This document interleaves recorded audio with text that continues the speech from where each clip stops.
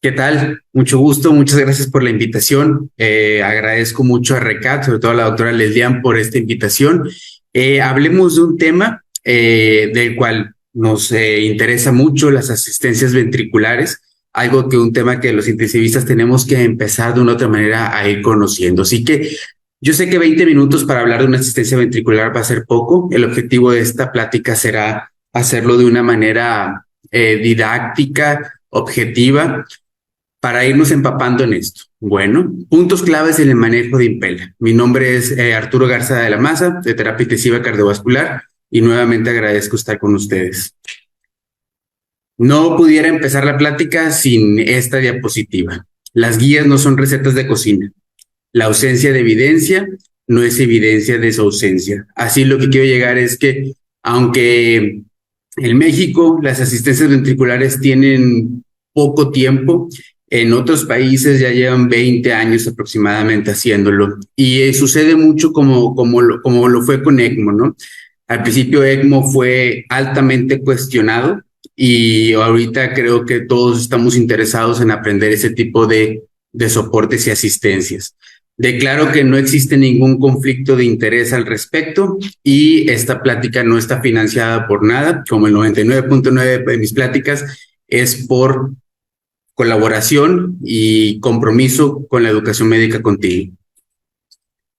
El inicio del soporte ventricular, hablando en Impela, esto de una otra manera lo veo como un vuelo, ¿no? Como un avión. Los pilotos aprenden más rápido a despegar y es más difícil aterrizar. Entonces, de esta manera, supongamos que hay que identificar el paciente choque cardiogénico, identificar el perfil de choque, eso va a ser muy importante y lo vamos a aprender en el transcurso de las siguientes diapositivas. El inicio del soporte ventricular, ya va despegando el paciente, y el mantenimiento en UCI. Y soy muy claro en esto con la siguiente diapositiva. Los pacientes críticos no tienen piloto automático, ¿no? El piloto automático es el peor enemigo del paciente crítico, si lo podemos decir de alguna forma. Y es que gran parte del fracaso que puede existir en la terapia con soportes ventriculares es creer que lo más difícil es implantarlo. Y no, lo más difícil va a ser llevar y pilotear ese paciente constantemente, ¿ok? Para poder llegar a la pista de aterrizaje, es decir, al winning de los soportes y que nuestro paciente pueda seguir adelante. Para este camino, para este vuelo lleno de turbulencia, de obstáculos, de imprevistos, pues tenemos que hacer uso de muchos instrumentos, incluyendo el mismo Impela, pero todo el enfoque de lo que lleva una terapia intensiva cardiovascular o no, de lo que rodea a un paciente, tenemos que hacer usos de eso para poderlo guiar. ¿Qué es el Impela? El Impela es un soporte mecánico temporal, se conoce como temporal, sin embargo puede estar de larga duración y puede ser usado en algunas circunstancias como puente a trasplante. En algunos institutos así se ha manejado. Y hay dos indicaciones muy clásicas, ¿no? El choque cardiogénico o el ICP de alto riesgo. Ese es el que le llaman como el Impela profiláctico, ¿no? Lo ponen para el cateterismo de alto riesgo. Si todo está bien posterior al cateterismo, el Impela se retira. Qué bien. Pero el problema es en el choque cardiogénico, ¿no? El choque cardiogénico, el Impela va a ser una duración larga y es ahí donde vamos a tener que ir modificando varios parámetros hemodinámicos del paciente. El Impela proporciona un aumento del gasto cardíaco, apoya la perfusión de los órganos diana como tal. Hablando, para empezar en este tema, pues un poquito de historia. ¿Qué sabemos del Impela? ¿Cómo nace? Bueno, las asistencias ventriculares, el pionero y el que más se usa hasta todavía en el 2023, definitivamente va a ser el balón de contrapulsación y se lo debemos al doctor Adrián Kantrowitz. El doctor, pues es un cirujano cardiovascular. Yo creo que es muy bueno siempre convivir con cirujanos cardiovasculares porque ellos tienen el enfoque de lo que ven constantemente y nosotros a lo que estudiamos en la teoría y cómo manejamos la hemodinámica. Y gracias a él le debemos el balón de contrapulsación. Años después, el doctor Richard Wampler, en 1976, en una brigada que tuvo en Egipto, observó el tornillo de Arquímedes y se visualizó cómo el flujo de agua podía llevar de un extremo de baja presión a un extremo de alta presión, y ahí cuando empezó a dimensionar qué pudiera pasar de un ventrículo hacia la aorta, ¿no? Y fue hasta 1985 cuando el doctor Wampler contribuyó al desarrollo del hemopump. El hemopump viene siendo el papá del Impella, ¿no? Y aquí estamos viendo una cánula mucho más grande, un dispositivo mucho más robusto. Y pues definitivamente en 1988 se puso y les fue muy mal. Les fue muy mal, a lo mejor no tanto por el dispositivo. Hay que recordar que las terapias intensivas, el enfoque de los intensivistas no es el mismo, todos estamos en constante evolución, así también el ECMO al principio les iba muy mal, ¿no? Pero no es la misma terapia intensiva de hace 20 años. Sin embargo, pues se dejó de usar hasta años después que llegó el Impella. Así que, pues bueno, el papá del Impella es el hemopump, y aquí tenemos el Impella, pues, que tuvo que nacer a raíz de otro dispositivo de poco éxito, y ya fueron otras circunstancias. ¿Cómo funciona? Bueno, su funcionamiento es muy sencillo de comprender de manera obviamente superficial. Esta es la cánula del Impella, ¿ok? Tiene una entrada, que la entrada está en el ventrículo, esta es la entrada que por aquí pasa la sangre, a esta altura está la válvula aórtica, y la raíz aórtica es la salida del dispositivo, ¿no? La cánula dentro del ventrículo, pues el volumen diastólico final lo va a disminuir, la presión diastólica final la disminuye, entonces aumenta su flujo direccional microaxial del ventrículo hacia la aorta. Con esto disminuye el consumo de oxígeno y aumenta, por supuesto, la entrega de oxígeno. Y a la altura de la aorta, pues va a aumentar la presión aórtica, aumenta el flujo aórtico y nos va a aumentar el parámetro que está muy en boga, independientemente que ya tengamos varios años hablando de él, pues es algo que todavía tenemos que tener muy presente y desarrollarlo más, que es el poder cardíaco. Hablamos que es una bomba intravascular microaxial, ¿no? Microaxial, y puede ser implantado que es un soporte ventricular, no circulatorio como tal, y puede ser insertado desde una vía femoral o axilar, pero de manera quirúrgica y percutánea a través de la vena femoral. Si hacemos un zoom, pues tenemos el catéter que tiene la forma de cola de cochino. Esto facilita la implantación, que no existan lesiones a través de pasar de la válvula aórtica, o cuando se puede llegar por error a adosar a la pared del ventrículo, ¿ok? Aquí tiene la entrada del flujo de sangre. Esta cánula pues es muy fácil de identificarla tanto en radiografías o como con ultrasonido, y el ultrasonido del POCUS a la cabecera del paciente y Impella son grandes amigos donde se tiene que estar monitorizando, y ahorita lo vamos a ver. Ya la salida, esto ya está por fuera del paciente, y tenemos la vaina de acceso, vainas de reposición, así como el catéter de Swan-Ganz, que tiene como decimos jugando el gusanito. También lo tiene el Impella porque puede requerir recolocarse durante la terapia, ¿no? La conexión a la consola, que es la que nos da la fuerza, lo que nos da la inteligencia artificial, la que nos dan los parámetros hemodinámicos que estamos midiendo. Y aquí va el fluido de presión o de purgado, que ahorita mismo lo vamos a explicar. Este dispositivo hay que entender que es dependiente de precarga y poscarga. Es decir, disminuye, si la precarga del ventrículo izquierdo disminuye, vamos a tener problemas con el rotor, y si la poscarga en la aurícula aumenta mucho, vamos a tener problemas con la salida del flujo. Entonces hay que tener esos parámetros muy en mente. Hace poco platicando con un experto en ECMO, me preguntaba, oye, ¿cómo programas las revoluciones en el Impella? Y en realidad las revoluciones no las programamos como tal, a 35,000, 37,000, 39, tú las modificas, no, sino se modifica por un performance que va de P0 a P9. Normalmente cuando inicia el soporte, pues se lo pone en P9, y el P9 da un flujo de aproximadamente 3.3 a 3.7. En condiciones muy adecuadas puede dar hasta 4.5 litros a 5, que es en el Impella CP. Y aquí es la gran diferencia.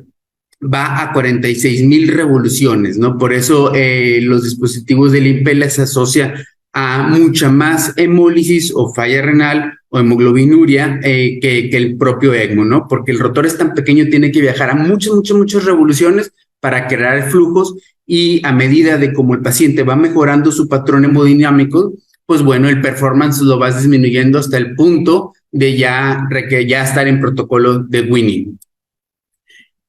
Esto necesita definitivamente, para que no se formen trombos, una barrera de presión con heparina. Esa barrera de presión con heparina viene desde la consola y va inyectando un líquido que ahorita explicaremos con heparina para que no se formen trombos y no obstruya el rotor y mantenga al paciente anticoagulado.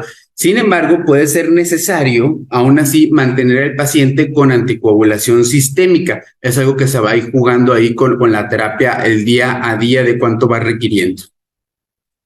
La pantalla del Impella, así como conocemos muy bien, identificamos muy bien las pantallas de de ventilación mecánica, bueno, también tenemos que desarrollar ciertas habilidades para identificar cuando tenemos problemas con las curvas. Las formas de curva nos pueden dar datos muy objetivos de si algo está muy bien, qué bueno, o algo está muy mal, ¿no? Uno de los principales fracasos en la terapia con pacientes con Impella es no identificar trastornos de las curvas y mantener el Impella funcionando, pero mal adecuado, ¿no? Como si tuviéramos un paciente con constantemente doble disparo o trigger de verso y nadie hacer nada porque no conocen las curvas. De la misma forma, aquí puede suceder.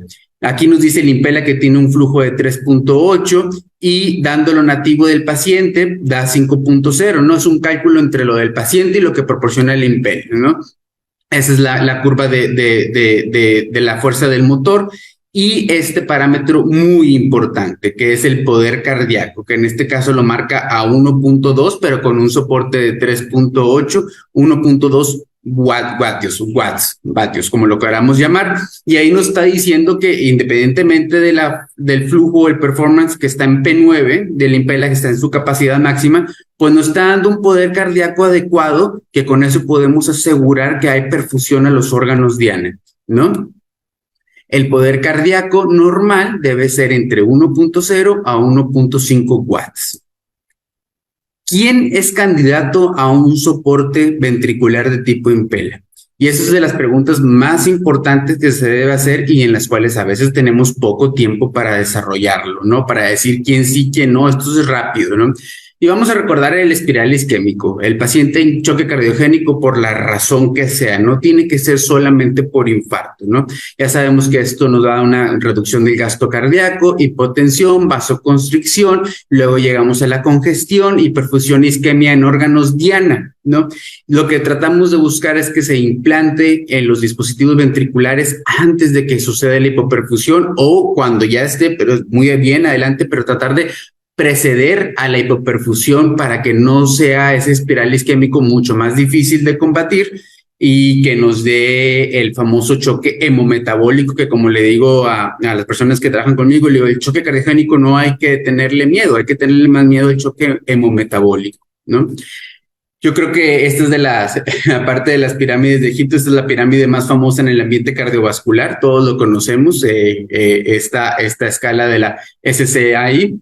Muy bien. Y aquí nos dice, bueno, que cuál es el paciente candidato. Y definitivamente el paciente candidato en el que debemos de pensar es en el clásico, en el estadio C, donde ya tenemos una presión venosa por presión de la aurícula, presión sistólica arterial, perdóname, de menor de 90, la MAP si la queremos manejar, porque también es muy indirecto, ahí debajo de 60, una cuña arriba de 15, ¿ok? Hiperlactatemia, cualquier número de lactato arriba de 2 va a ser de riesgo, ¿no? Y determinar también que si un paciente ya está en estado E en el extremo, bueno, ahí el Impella no nos va a ayudar absolutamente de nada. Y lo que necesita es un soporte tipo bypass como el ECMO. Y ahí te explicaremos a continuación cómo. Muy bien. Los parámetros hemodinámicos clave que tenemos que tener en mente y nunca olvidar para la toma de decisión es el índice de puchatibilidad de la arteria pulmonar, o como se le dice, la PAPI, ¿ok? Y el poder cardíaco. Recordando que el índice de puchatibilidad arterial pulmonar, pues es la sistólica de la arteria pulmonar menos la diastólica de la arteria pulmonar entre la presión venosa. Si está arriba de 0.9, todo está bien. Si está de abajo, bueno, pues predice el riesgo de falla ventricular derecha. Y el poder cardíaco.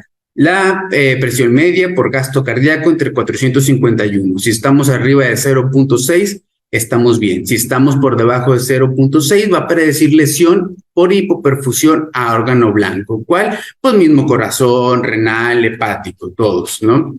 Y esto nos ayuda a tener un predictor de supervivencia a las 12 o 24 horas, a saber a qué nos vamos a enfrentar en las próximas horas con ese paciente. Entonces, cualquier paciente que tenga un choque cardiogénico con un lactato arriba de 4, pues todos los hemos visto a diario. Seguramente de las personas que están escuchando esta plática hoy tuvieron un paciente con esas características, ¿no? Ahora establecer también el poder cardíaco y poder decir que un paciente con lactato arriba de 4 y un poder cardíaco menor de 0.6, estamos hablando que tiene unas probabilidades de supervivencia nada más del 30% en las próximas 12 horas a 24.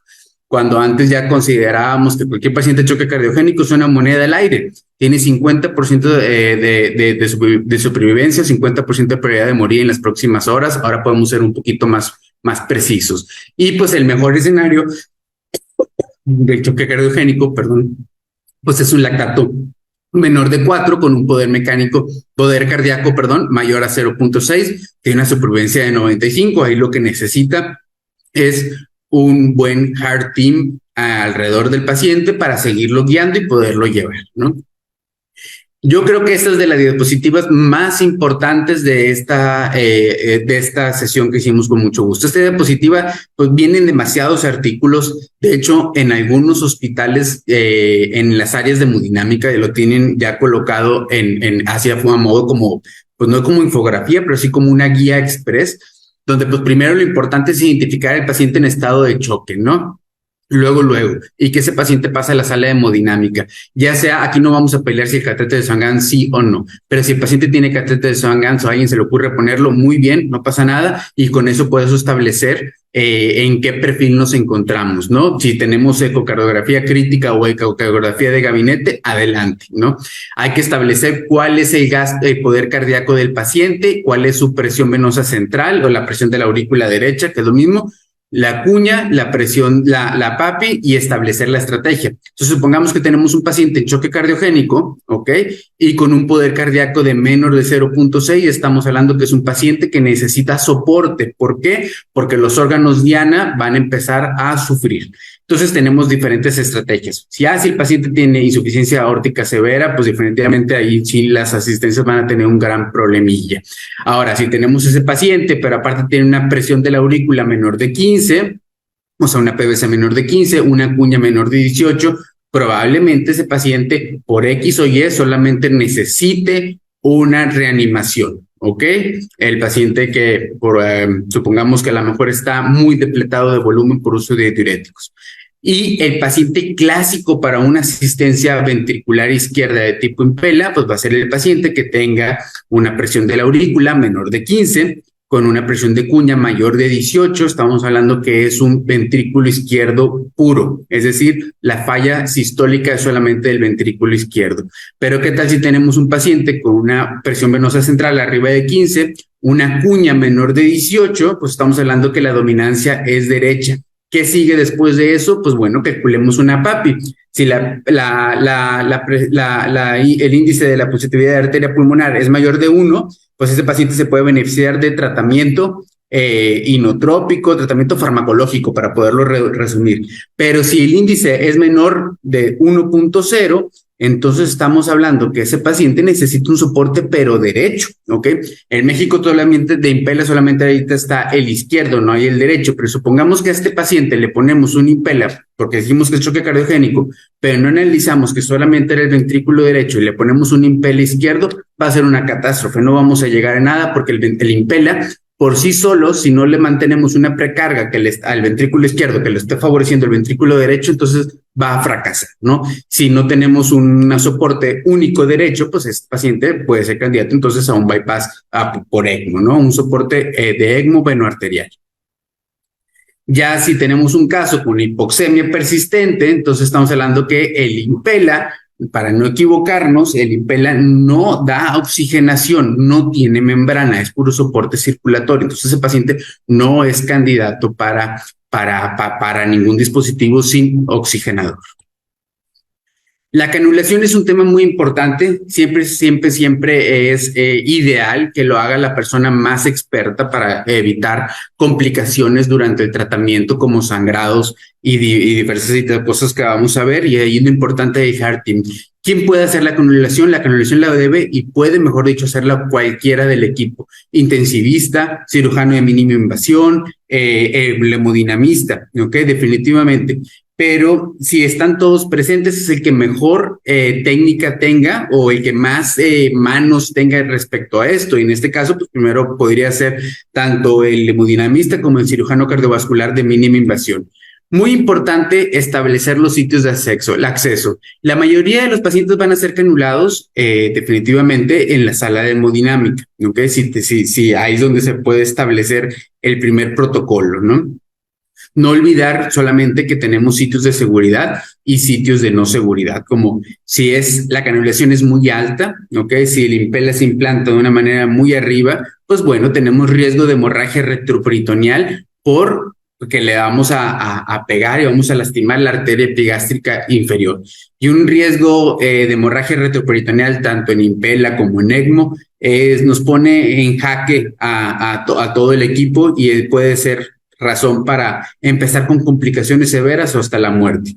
Y si la implantación es muy baja, pues tenemos riesgo de fístula arteriovenosa o de disecarla, ¿no? Entonces tenemos que identificar cuál es el sitio adecuado.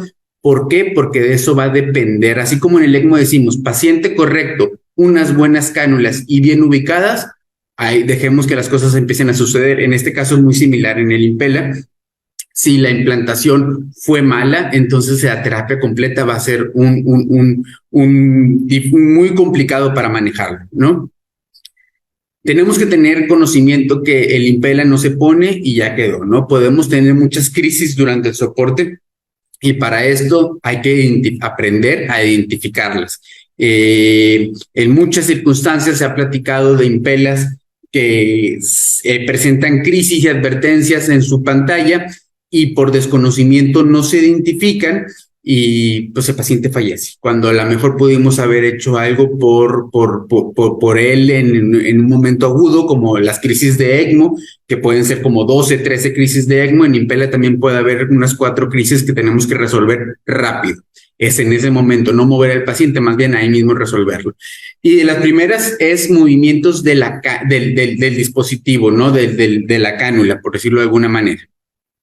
La posición del Impella, cuando es adecuada, pues tenemos el flujo ventricular, la curva ventricular, que es la blanca, y tenemos la curva aórtica, que es la roja, ¿no? Y aquí es una adecuada posición. Ahora, si comparamos con la línea blanca y la línea roja, hablándolo de maneras así fáciles, pues se ve que tiene la misma morfología. ¿Qué está pasando? Pues muy bien. Ahí lo que sucede es que tanto la cánula, el orificio de entrada como el de salida del Impella CP, o el Impella 5.0, se fue directamente los dos por debajo de la válvula aórtica, es decir, está en posición ventricular, así que no está asistiendo. Todo el flujo se está quedando revoloteando ahí dentro del ventrículo izquierdo y pues claro, el Impella, el flujo lo está marcando que cae a 0.8, de hecho perdió lectura del gasto cardíaco y perdió lectura del poder cardíaco. Entonces ahí, bueno, son historias que suceden y suceden muy común. De los casos que ha habido en México, muchos de esos casos ya no han sido exitosos justo por circunstancias así.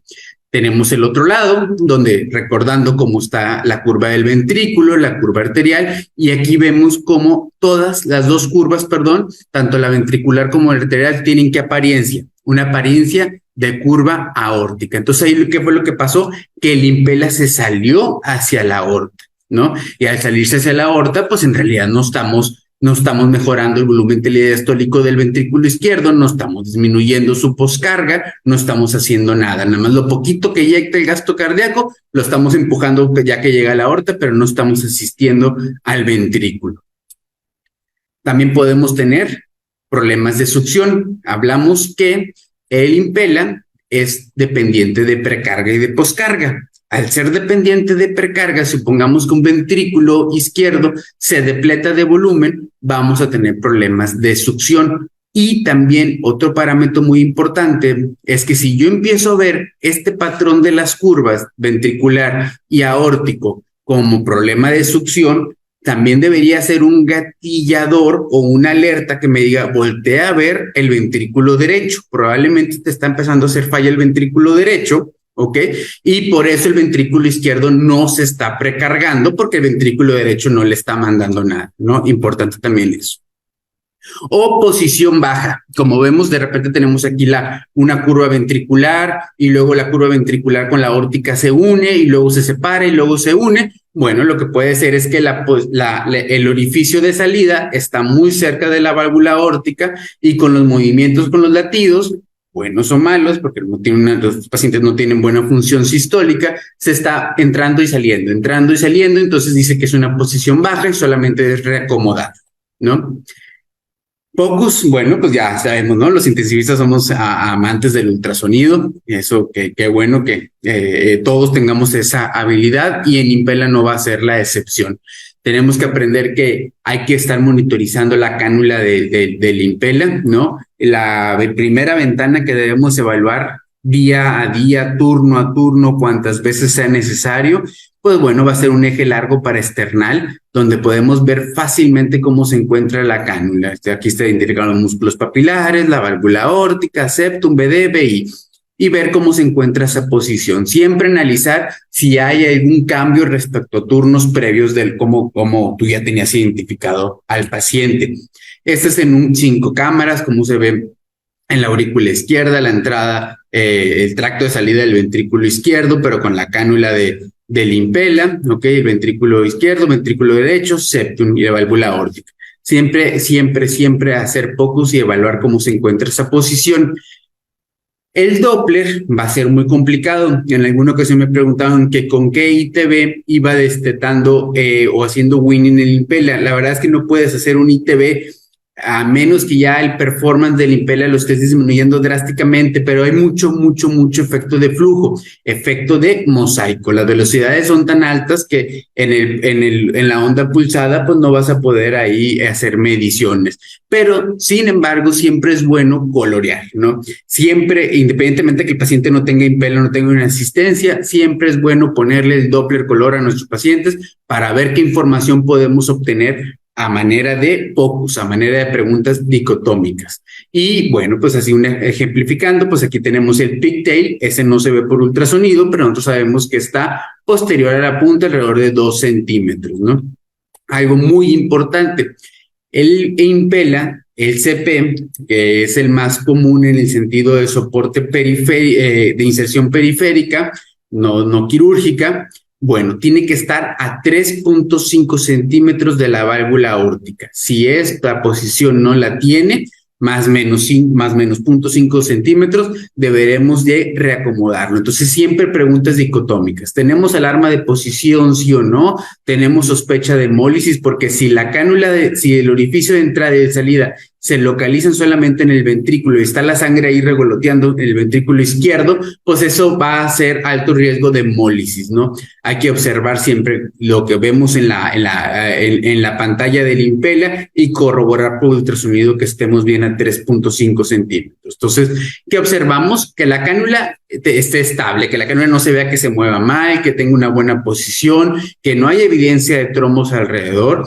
Si es un Impella CP, a 3.5 centímetros de la válvula aórtica, si es un Impella 5.5, a 5 centímetros de la válvula aórtica, ver el pigtail, que la cánula libre del aparato subvalvular, que no se vaya a, en palabras comunes, a anclar al aparato subvalvular y pueda tener ahí problemas donde la cánula se esté moviendo, ¿ok? Y que el flujo de salida, ya sea por el Doppler color, lo veamos por arriba de la válvula aórtica, como así se ve en este video, ¿no? Esta es una imagen original de un caso que tuvimos y bueno, pues día a día, 3-4 veces al día, porque era un paciente que mantuvimos despierto, pues le hacíamos ultrasonido para valorar cómo estaba la posición. Por ejemplo, aquí está a 3.7, lo normal es 3.5, decidí no mover por 0.2 milímetros, no quise moverlo y ahí aparte podemos corroborar que aquí las curvas de presión ventricular y aórtica están bien, y está dando el Impela en total entre el gasto cardíaco del paciente y el Impela un 2.8. Entonces estamos bien, no hay que mover absolutamente nada. También, si por alguna razón el paciente termina con estudios de imagen, pues es una buena herramienta y aprender a identificar cómo se ve por tomografía o por radiografía, que en este caso tanto la posición por tomografía y radiografía pues se ve adecuada, pero pudiéramos tener este caso donde la cánula se ve que está, está por fuera, ¿no? Está, la válvula aórtica está a este nivel, tanto el orificio de entrada como el de salida están en la altura de la aorta. En este caso está muy pasado y tocando la pared del ventrículo izquierdo, o peor aún, cuando el pigtail puede llegar, la punta puede llegar a lesionar. Aquí vemos cómo está el pigtail, de hecho se retrajo todo y pues puede llegar a lesionar el ventrículo y hacer una lesión mecánica y un tamponado, ¿no? La anticoagulación es un tema muy importante en cualquier dispositivo de asistencia ventricular, pero si algo se caracteriza del Impela es ser un poquito más complicado que el mismo ECMO respecto al manejo de la anticoagulación. Y la solución de purgado que va directamente a la propela del Impela, ¿ok? Puede ser por heparina, o si ese paciente presenta un HIP o presenta sangrado, se puede cambiar por bicarbonato. Habitualmente va a ser por heparina y se manejan 25 unidades por mililitro, 25 unidades por mililitro en glucosado del 5%. Nunca utilizar solución fisiológica de la que quieran, de cualquier porcentaje, nunca utilizarla. ¿Por qué? Porque los solutos van a ir a provocar que se formen restos o como calcificaciones o restos de minerales al final del día, cerca de la propela y pueden afectar su funcionamiento. Entonces, la solución de purgado va a ser con 25 unidades de heparina por mililitro y de ahí se empieza a estar purgando y manteniendo y vigilando, ¿no? ¿Cómo se vigila? Se va a vigilar por ACT. ¿Por qué no anti-10A y por qué no TTP? Por dos razones. La mayoría de los estudios va a ser, se hicieron con ACT. El ACT es universal, los parámetros, ¿no? Es muy raro que una máquina de una marca a otra marca tenga variabilidad. En cambio, el TTP sí puede tener variabilidad dependiendo del laboratorio y el anti-10A, que aparte es un poquito más lento para que te lo reporten y eso es a la cabecera del paciente, puede tener también variabilidades dependiendo del laboratorio. Entonces, se recomienda que cuando el paciente se va a canular tenga un ACT de 250. El soporte esté manteniéndose entre 180 y 160. Y ya cuando lo decanules, pues es una decanulación arterial al final del día que tiene mucho cuidado que esté alrededor o menor de 150. ¿Cada cuántas horas? Cada 4 horas. Al principio los tomábamos cada 2 horas porque estábamos conociendo el dispositivo. Ahora sabemos que lo podemos hacer cada 4 horas y algunos con mayor experiencia podían trazarse más. Sin embargo, hay que tener cuidado que el Impela es más riesgoso que un mismo ECMO respecto a la anticoagulación. Y si tenemos la solución de purgado y ya está con 25 unidades y tenemos un ACT durante el mantenimiento menor de 160, pues bueno, podemos entonces hacer uso de heparina sistémica, ¿no? Empezar a poner anticoagulación también sistémica con el paciente, no nada más directamente con Impela, y se hace la suma de los dos y se busca llegar al 160, 180. La atención multimodal debe ser a la cabecera del paciente, ¿no? Es decir, aquí atrás está el paciente, aquí está el Impela, aquí están los dispositivos de monitorización hemodinámica, aquí está el ventilador y aquí está el ACT, ¿no? No mandar la muestra al laboratorio, que le lleve a alguien, que regrese, que no. Eso va a complicar ese tipo de pacientes. Esos pacientes necesitan la tecnología alrededor de ellos para que sea mucho más rápido. El monitoreo va a ser multimodal, ¿no? Tenemos que monitorizar por ecocardiografía, nuestros monitores, el MIRS si el paciente está sedado, el MIRS de la pierna si al final del día está, aunque es un French menor, 14 French aproximadamente, como quiera puede tener complicación vascular, entonces hay que monitorizar el MIRS de la pierna, monitorizar la función renal, el propio Impela y lo más importante, la ventilación mecánica. En este caso, aquí estamos analizando si al paciente que ya va mejorando, porque podemos ver que tiene una frecuencia cardíaca de 80, podemos ver que tiene un gasto del Impela de 2.9 y vemos aquí un gasto total de 3.6. Vemos la curva ventricular y la curva arterial. Este paciente ya va mejorando. Aquí no se alcanza a ver, pero creo que va por un performance de 5 a 4, ¿sí? Bueno, pero se encuentra con ventilación mecánica. Entonces aquí estábamos con la duda de, pues no con la duda, más bien con la toma de decisión. ¿Qué hacemos? ¿Lo extubamos o le quitamos el impeller? ¿No? Porque aquí ya no lo está necesitando. Cuando un dispositivo no lo está necesitando, pues hay que hacer ventana. Pero aquí tiene dos cosas: la ventilación mecánica y el impela. Y la ventilación mecánica sabemos que es muy amable con la falla ventricular izquierda, le gusta, le ayuda a la poscarga. Al ventrículo izquierdo se favorece la ventilación mecánica. ¿Qué pasaría si quitáramos el impela, pero le dejamos ventilación mecánica y no sea el suficiente el soporte que se le pueda dar? Bueno, pues decidimos extubarlo y pasarlo a alto flujo naturalmente, ¿ok? Y vemos cómo en los 30 minutos, pues la frecuencia cardíaca se sube a 112, el gasto del impela está a 2.1, y entonces, pues definitivamente fue una buena decisión extubarlo y dejar el soporte e irnos más despacio. 2, 3 días más necesitó este paciente para retirarlo. En total estuvo este paciente en impela aproximadamente 8 días, ¿no? Y fuimos poco a poco acomodando para que se acoplara. Y pues el winning es muy importante para esto. Se necesita mucha, como dice el doctor Morares, si la terapia es aburrida es porque estamos haciendo bien las cosas. Se necesita mucha paciencia, soporte y vigilancia para poder llegar al momento adecuado para poder separar nuestro paciente de los dispositivos. Si no somos cuidadosos, recordamos la historia de cuando los propulsores se separaron antes o mal de la nave, explotó. Así nos va a pasar con nuestro paciente. Entonces tenemos parámetros para el winning: el gasto cardíaco, la presión, la saturación venosa central, el poder cardíaco, muy importante, el PAPI, que está arriba de 1.0, la frecuencia cardíaca, la presión venosa central, la presión de la aurícula, que al final del día pues va a ser muy similar, y empezamos a hacer el bajo gradual de performance hasta llegarnos a 2. Ya cuando estás en 2, en realidad no estás asistiendo. Lo dejas en 2 solamente para que no se detenga la propela y no tengas riesgos de formación de trombos, y ya cuando vas a retirarlo, pues ahí sí le pones el performance a 1 y luego 0. Lo lograste, muy bien. Hay que tener en mente algo, ¿no? ¿Se acuerdan de los pececitos de Nemo? De que siempre querían salir de la pecera y una vez que salieron supieron qué hacer. Pues así somos a veces nosotros, ¿no? Queremos que el paciente salga de las asistencias y ya cuando salió, bueno, ¿ahora qué? Es muy importante los cuidados, asistencia, los cuidados post asistencia, ¿no? Porque aún así, aunque ya no tenga los dispositivos, el riesgo de supervivencia todavía, mejor dicho, de fallecer, pues no es muy bueno, ¿no? La supervivencia, la retirada no es prometedora y hay que tener mucho cuidado. A modo de resumen, pues tenemos un mecanismo flujo axial continuo del ventrículo izquierdo hacia la aorta. Es un soporte ventricular izquierdo cuando es impela. Obviamente, si es bipela, pues es biventricular. El impela también derecho. Hay una canulación que es de 14-22 French, dependiendo cuál va a ser la modalidad que se va a utilizar. Da de 2.5 a 5.5 litros por minuto, de 33.000 a 55.000 revoluciones, son altísimas, ¿ok? Descarga el ventrículo izquierdo, aumenta el poder cardíaco, aumenta la perfusión coronaria, la PVC la disminuye o se mantiene igual, pero en las mejores circunstancias la disminuye, aumenta la PAM, y el diámetro diastólico final del ventrículo izquierdo lo disminuye, y naturalmente la cuña también lo va a disminuir.